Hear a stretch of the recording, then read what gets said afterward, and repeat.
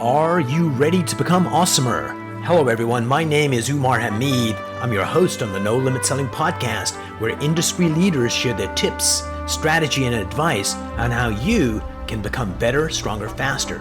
Just before we get started, I've got a question for you. Do you have a negative voice inside your head? We all do, right? I'm going to help you remove that voice in under 30 days guaranteed. Not only remove it, but transform it. So instead of the voice that sabotages you, there's one that propels you to much higher levels of performance and success. There's a link in the show notes. Click on it to find out more. All right, let's get started. Hey everyone, welcome to another episode of the No Limit Selling podcast. Today we have Steven Cohen with us today from New York City. Welcome to the program. Thank you. Good to be here. Stephen, one of the things we were talking about, we were actually recording and the internet gods, spited us and stopped the recording in the middle. So the question I was asking you was this, that, when you lose a deal, how do you brush it off? How do you get back on track and focus on what's most important? And you said there were two elements that you used that allowed you to just be more resilient and do it faster.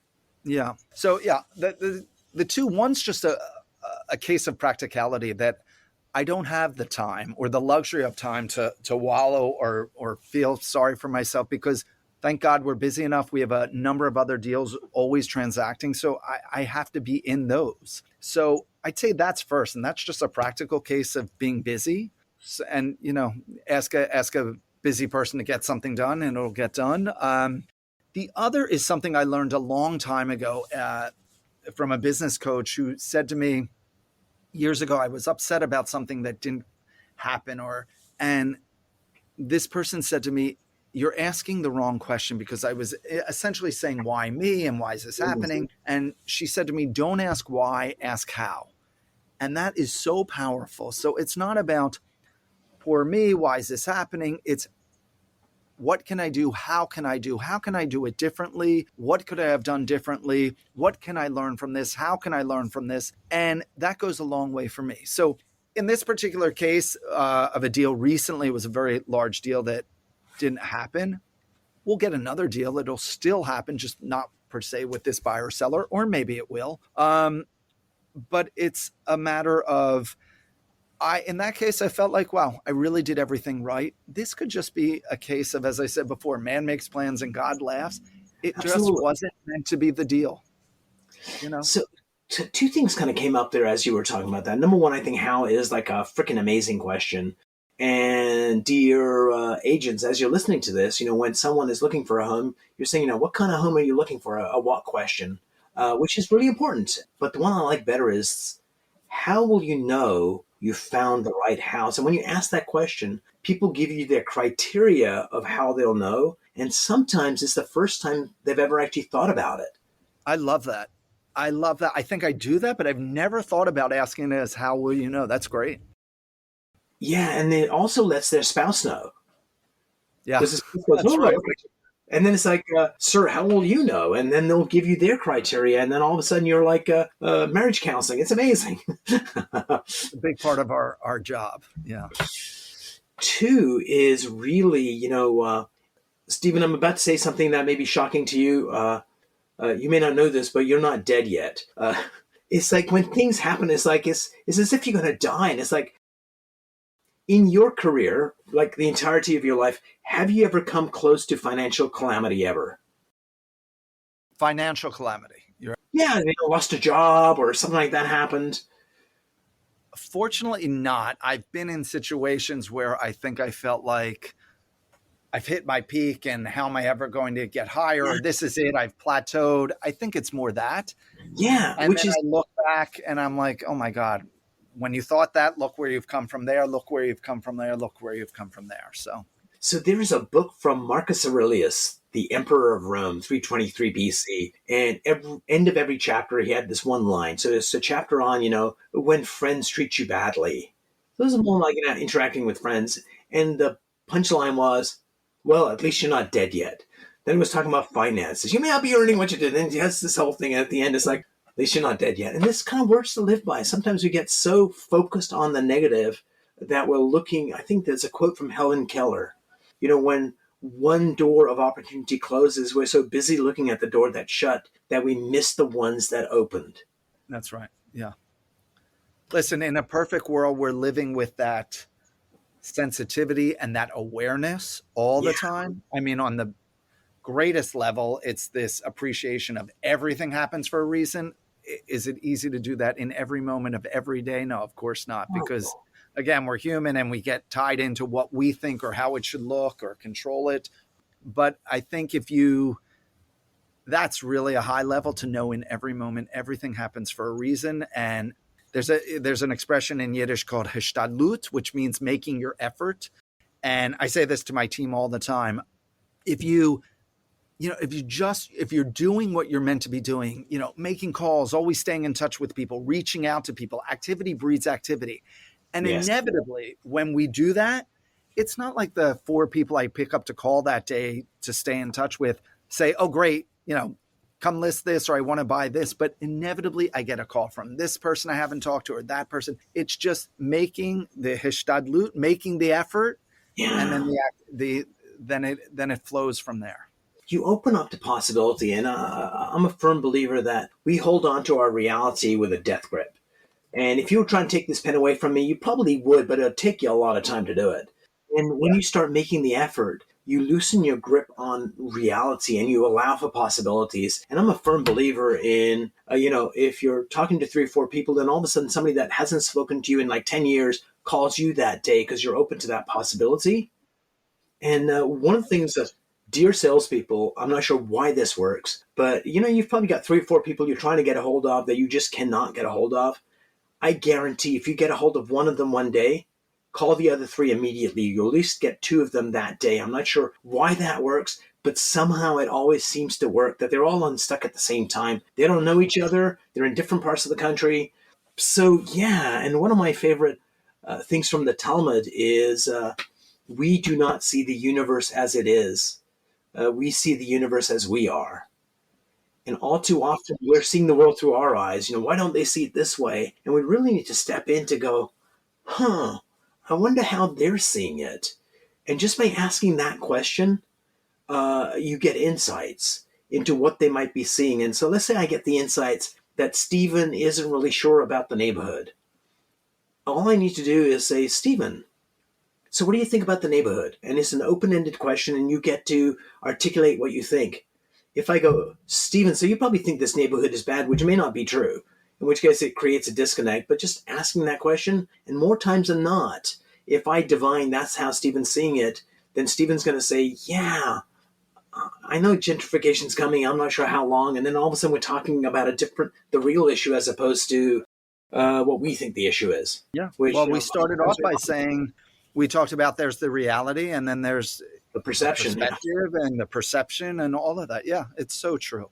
And so much is controlled by, our thoughts. And, years ago, I watched the news, but I don't watch or read the news like I used to all the time, every moment. And I say to people all the time, if it's that important, believe me, I'll find out about it. My partner will tell me about it, or enough people will be talking about it. Believe me, I'll know. And then I can dive into it or ask or research it. But the point being that so much of news is just negative, and that's not my job. My job is to go forward, be the best dad I can be, the best person, the best human, the best friend, the best broker for clients. And I don't need a lot of negative energy always coming at me. Again, doesn't mean you have to be naive in any ways or live under a rock. But like you said, it's important. You're going to find out. Someone's going to tell you. And it kind of takes me back to that 9/11. Like I was in Atlanta, and we're going to a trade show, and just before we go, one of the plane hits, and it's like, oh wow, tragic accident. And then my wife was on the West Coast, called in a panic, saying, another plane has hit the tower, and I'm like, don't kid around.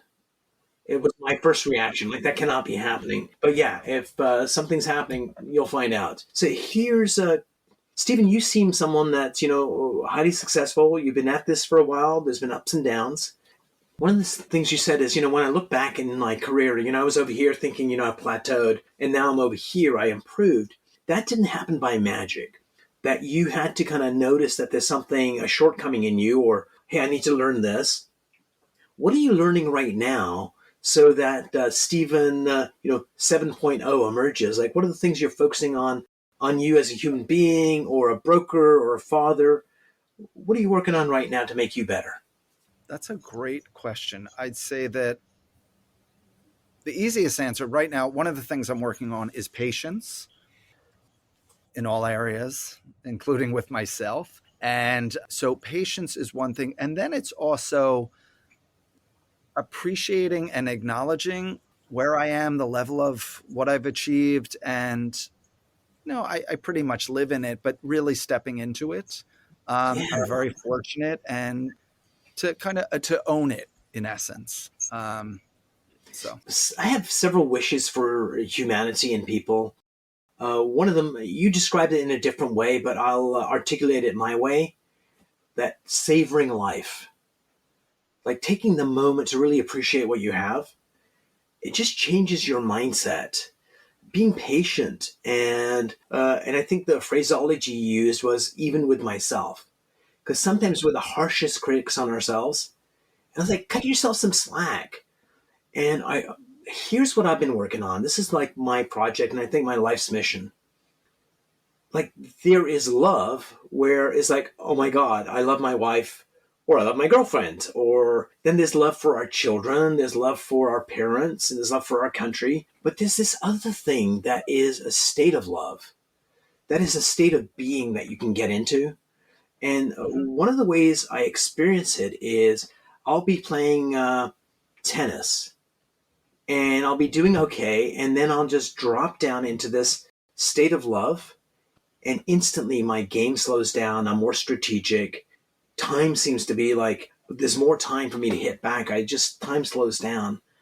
And when I cook, I can cook for people that I love, and that's nice. Or I can drop down into the state of love as I'm cooking, and it just changes the entire experience. Does any of what I'm saying make sense to you? Yeah, absolutely. First of all, I think that's beautiful. State of love. I mean, there's so many books and so many different philosophies and thoughts on spirituality, and many or most of them all come back to love. And I love that state of love. I'll say two things on it. The first is years ago, and I don't know the practice or where it's quite from, but in essence, it's wishing love onto everyone. So I'd get on the subway, on a crowded subway on morning wherever I was going in New York City, and I would just look around and I just wish love onto everyone in the cart, Yes. the subway car. So I'm literally just wishing love to the whole car. That was one thing. And then my daughter, I have two daughters. My little one, I say to her, my 4-year old, I ask Scarlett, why do I love you so much? My older one, I ask that, she just gives me a kiss and says, I love you too. But my little one, she's beyond that. She doesn't have time. My little one, my 4-year old says to me, because I have so much love in my heart. And I Thank you for sharing that. And I think this from the mouth of babes, because ultimately, if I step into the place of love, it basically allows me to see the humanity in you more easily. and Mm, you can only give what you have part of. So yeah, because she has so much love in her heart, I'm able to love her. yeah, and that is like brilliant. So this is my project, which is writing a book, and I'm going to start writing in December. I've written a few books, but this one's going to be maybe 3 inches by 3 inches, and maybe 30 pages, so something small. And all I want to do is teach people how to step into that place of love. Nothing fancy, just here are the 5 steps, go do this. I don't know what they are yet. I can do it, but I don't know what the hell I'm doing. So I'm researching and having this conversation. Yeah, so they can step in. And I think if we could do that for humanity, because at the end of the day, like one of the pivotal moments for me was they used to have this show called Donahue when I was going to high school, and he was interviewing Paul Newman. And Newman had just come back from Russia when America had a hard on for Russia. And so Donahue says, don't they hate us? And Paul Newman says, the average Russian, all he wants is a safe place for his family, food on the table, and a better future for his kids. That's what the average American wants. And in my 14-year-old mind back then, it was like, we're all the same. That's what everybody wants is, and if we realize that and we focus on the sameness, it's like you love your daughter and, it makes your heart smile. I mean, some dude right now in the jungles of Africa, the most important thing is his daughter. It's like we're all the same. And if we could just become fearless and just let go of our limitations, because we have a responsibility. Like, Stephen, you have a responsibility to be your best self, because when you do that, your daughters have this beacon of light that lets them know that they can actually grow into what they need to be. Because you talking about you can be anything you want and I love you and it's going to be amazing is nice. But when you're stepping into that space and modeling it, this is where you let the agents that you lead, the clients, your children, have permission to let go of being less than and seeing the possibility of being exceptional. Yeah, it's so true. I think that we're all, in essence, I mean, pure souls when we're born, and I think we're Yeah. always pure souls, but there's, what's it from the musical South Pacific? There's a lyric that says, you have to be taught before it's too late to hate all the people your relatives hate. And I always think about that funny line that I learned when I was a little kid, meaning, oh, wait, you're taught hatred. That's not Yeah. natural. You're taught hatred. And love, hopefully it's natural. You can be taught to grow it and experience it, but hopefully it's the natural state. So when you were a baby, for you, Stephen, it was a long time ago, but when you were a baby, there's photographs to prove that this happened. So when babies are born, they can't control anything. Pretty much they're like just useless lumps. But one of the things they can control is their tongue. And babies, days after they're born, if their mom goes to them like this, they'll mimic it because we're hot wired to connect with other human beings. We're not judgmental. We're just learning machines and we're connecting. And one of the ways we do that is to get into rapport with people. And babies, like days old, are hot wired to do that. So you're And saying the baby will mimic the mother? yeah, that's the only thing they can control is their tongue. And they'll do the same thing back to their mom and they'll stick their tongue back at their mom. And that's just a beautiful thing. And that's how babies learn, is just by mimicking their moms and their dads and their siblings. And they go from being like nothing to just these amazing walking, talking, laughing, making jokes. And all that comes from those mirror neurons that allow us to do that. And like you said, as we grow up, we also pick up their biases and become less than. And I think Pablo Picasso said, most people lose that childlike quality. I never lost mine. I fought to keep it. That's why I can paint that way. And Stephen, this has been such a delightful conversation. I've got 3 last questions for you. What brings you joy in your work? What brings me joy in my work? I'm very fortunate, to work in New York City. And because I'm in New York, and many of I work with clients and brokers from other markets, but I get to meet really fascinating, interesting, and successful people. Nice. And that turns me on and get to help them and advise them. But I'm very fortunate to be able to meet some really fascinating, incredible people. Question number 2. What's one piece of advice you'd like to share with our listeners that they could implement immediately and just start being happier, more productive, whatever that advice leads them to?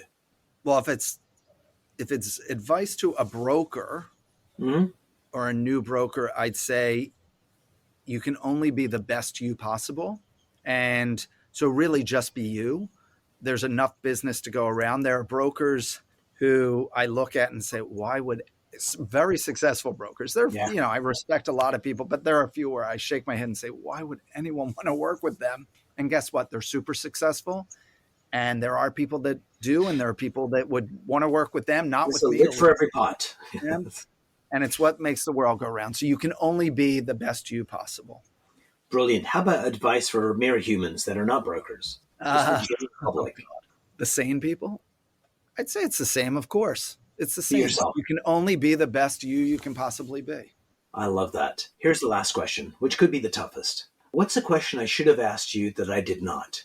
How did I get so handsome? Blessed by God. Mazel tov. I think you covered it all. I think very interesting. This conversation went in a completely a much deeper level than I thought it was going to go, which I loved. But in essence, right, that's what it's all about. I think you covered it all. Brilliant. If you enjoyed this episode, please go to iTunes and leave a 5-star rating. And if you're looking for more tools, go to my website at nolimitselling.com. I've got a free mind training course there that's going to teach you some insights from the world of neuro-linguistic programming, and that is the fastest way to get better results.